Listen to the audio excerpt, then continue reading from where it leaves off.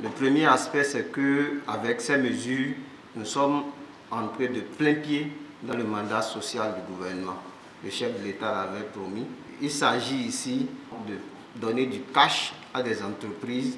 Il s'agit ici de soutenir des unités de production, des personnes qui créent de l'emploi, mais qui souffrent de cette crise liée à la Covid.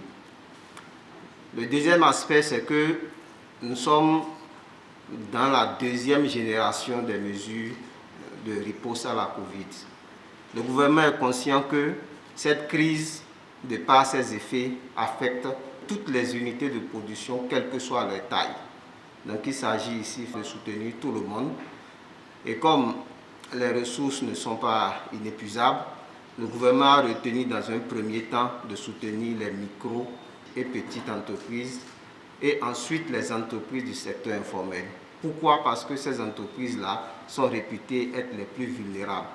Et c'est à juste titre que le gouvernement, en voulant sauvegarder notre tissu productif, en voulant aider les compatriotes, a décidé de lancer ces mesures en collaboration avec la Banque mondiale. Donc c'est le lieu de demander à toutes les entreprises de s'inscrire, parce que personne ne sera oublié. En tout cas, les entreprises qui sont dans ce scope-là, nous leur demandons de s'inscrire. Et ce sont des montants relativement importants qui vont leur permettre de soulager un tant soit peu leur trésorerie. Justement, pour que tout le monde puisse s'inscrire, nous avons voulu que les conditions soient les plus simples possibles.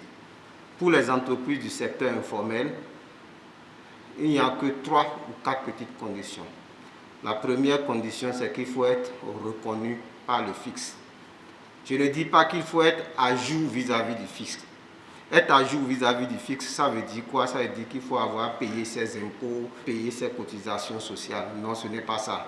Mais on a juste besoin d'un facteur de reconnaissance. Donc une entreprise du secteur formel, donc qui a son registre de commerce, en plus on dit d'avoir un IFU, un identifiant fiscal unique.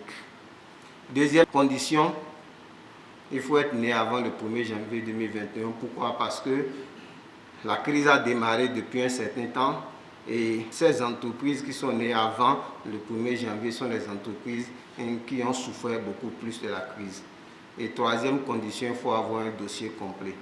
Sur le site web que le DGCA a indiqué ou auprès des centres de promotion sociale, il y a un formulaire, il y a une liste de pièces. Ce n'est pas beaucoup, mais c'est juste 2 ou 3 pièces qu'il faut ajouter.